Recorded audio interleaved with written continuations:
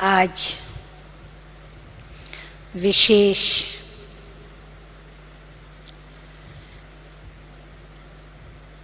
अमृत वेले से लेकर के मीठी मीठी प्राण प्यारी जगदम्बा माँ या माँ सरस्वती या हम सभी ब्राह्मणों की प्यारी न्यारी मम्मा, बाबा के शब्दों में मम्मा जान, तो अमृत वेले से लेकर के जैसे स्मृति पट पर ख्यालों में सोचों में माँ ही माँ छाई हुई है।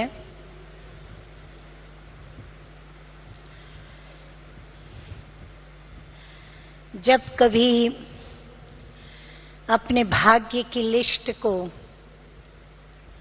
सिमरती हूं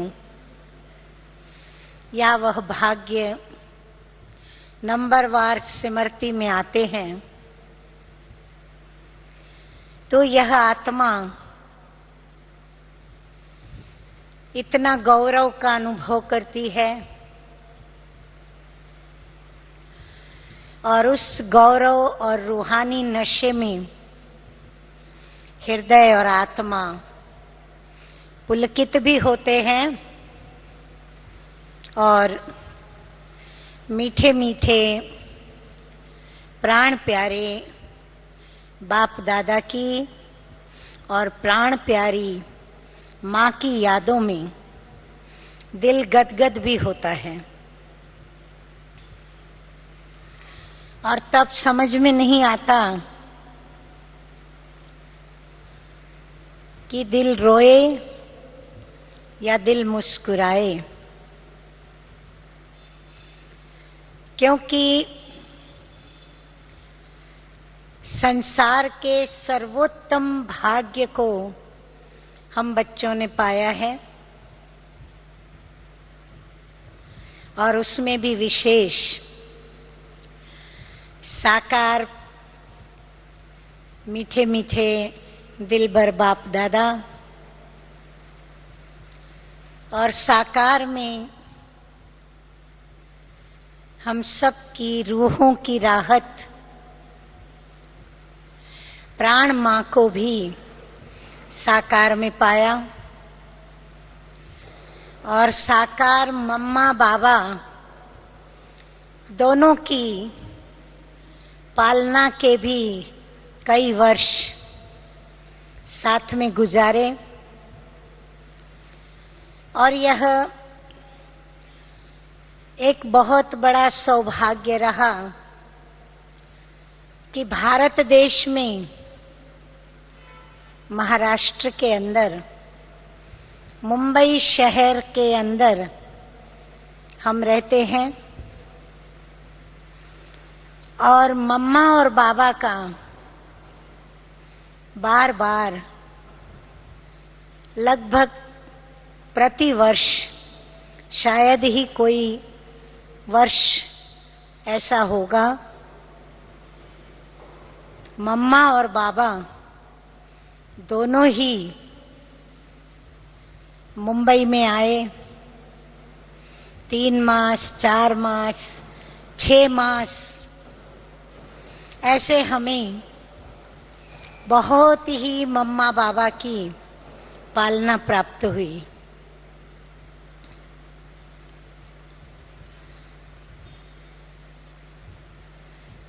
मैंने आपको ये तो बताया है शायद कि मेरा अलौकिक जन्म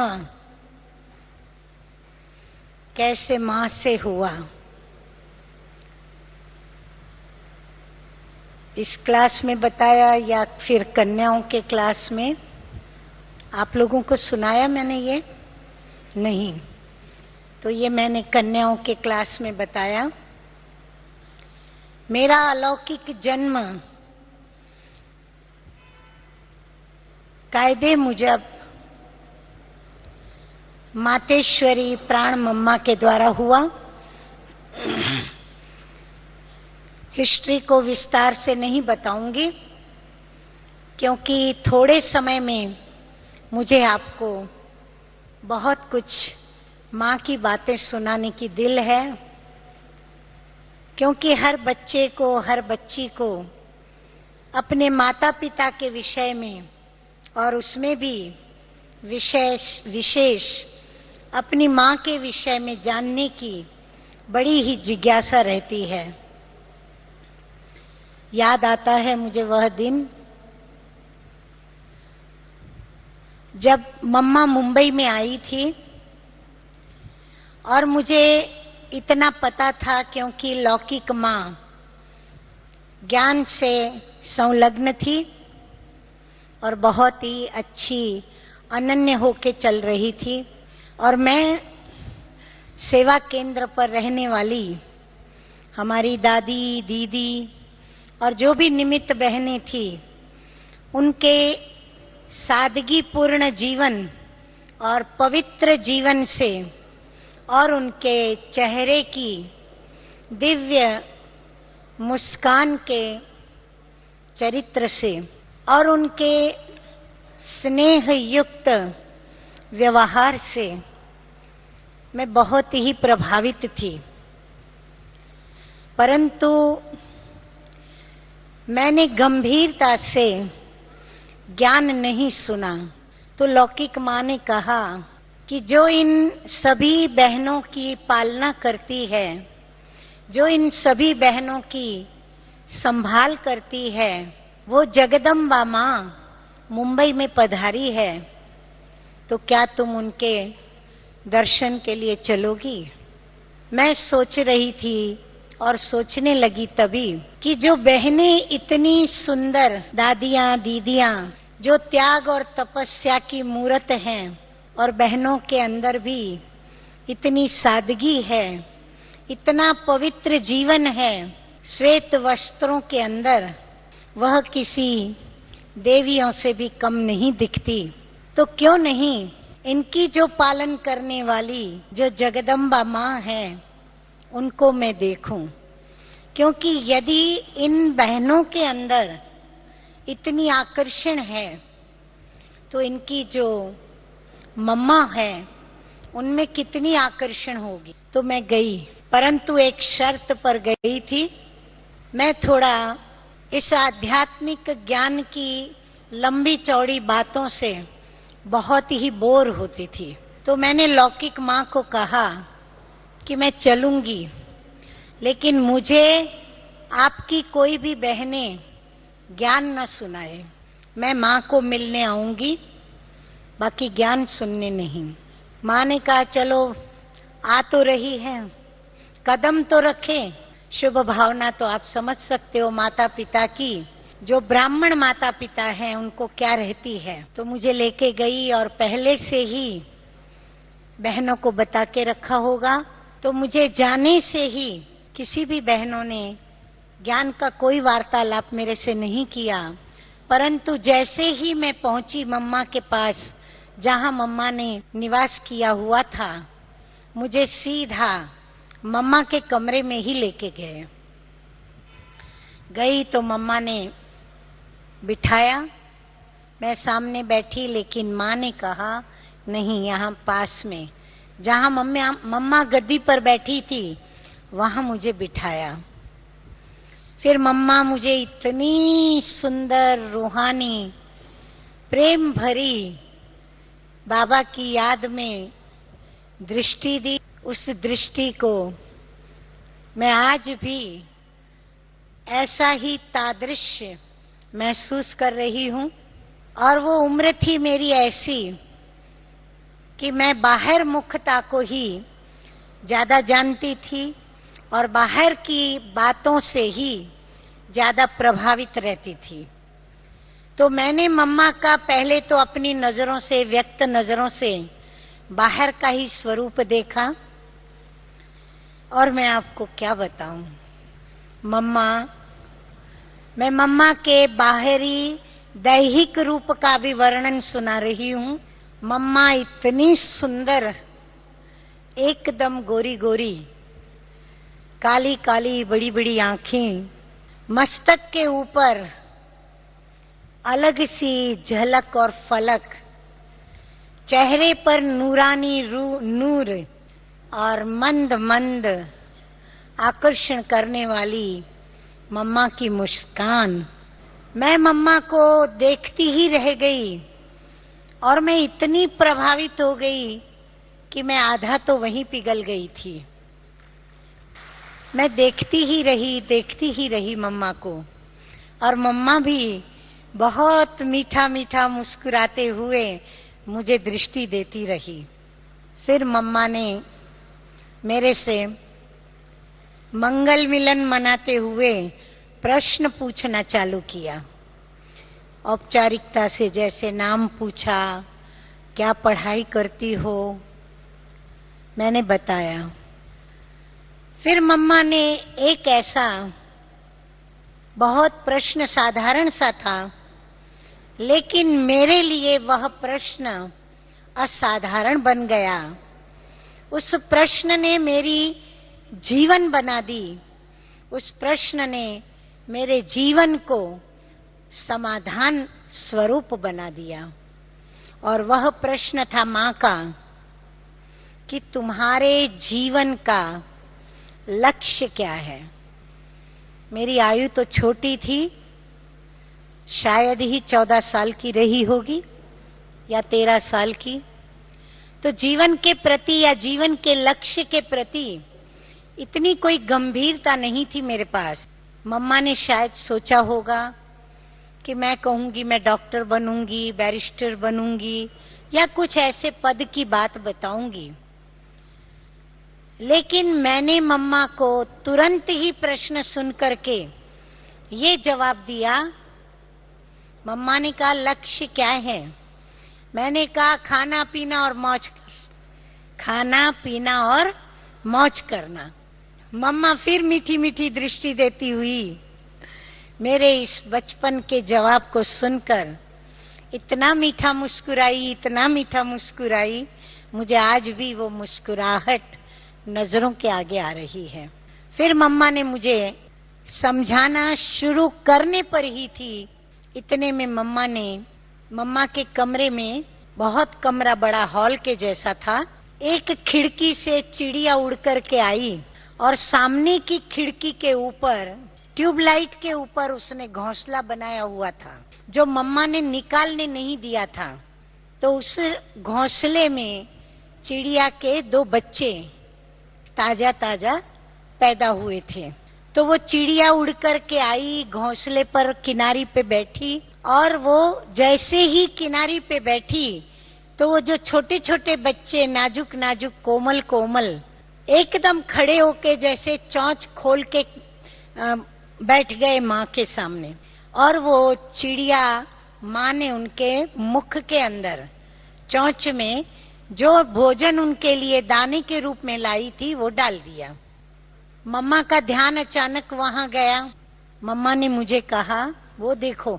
मैंने देखा तो अब चिड़िया दूसरी चिड़िया जो दूसरा बच्चा था उसके मुंह में डाल रही थी।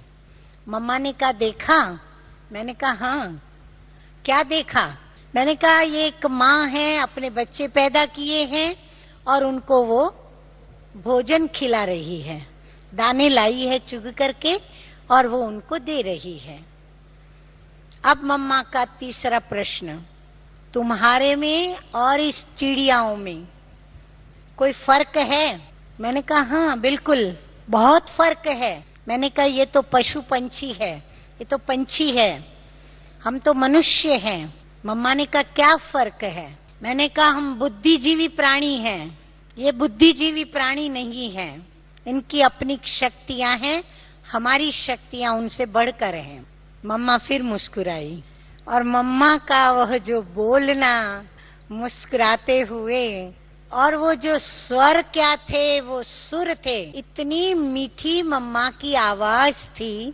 मेरे कान उस रसीली आवाज को आज भी महसूस कर रहे हैं। आप सभी को ये पता होगा कि मम्मा बहुत सुंदर गाती थी।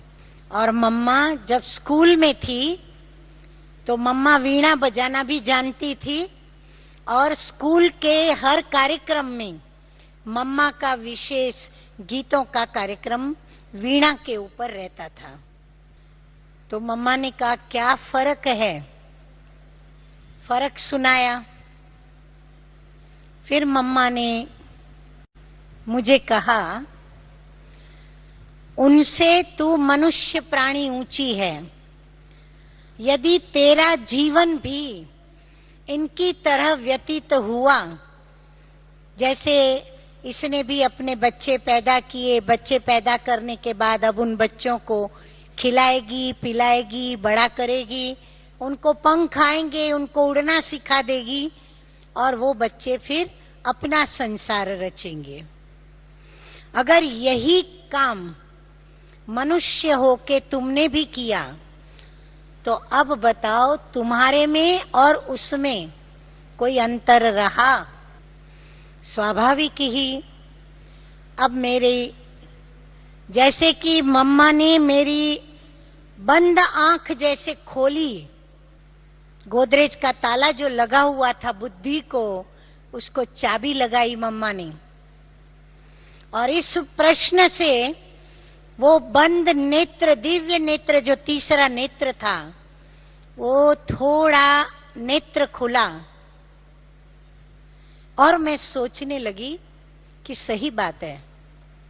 अगर ऐसे शुल्लक प्राणी के जैसा, शुल्लक पक्षी के जैसा यदि मेरा भी जीवन हुआ तो मेरे में और उसमें सच्ची बात है अंतर तो कुछ रहा ही नहीं। तो मैं थोड़ा प्रश्नार्थ सी, असमंजस सी, मुंझी हुई कुछ मम्मा को देखने लगी। फिर मम्मा ने मुझे 1.25 घंटे तक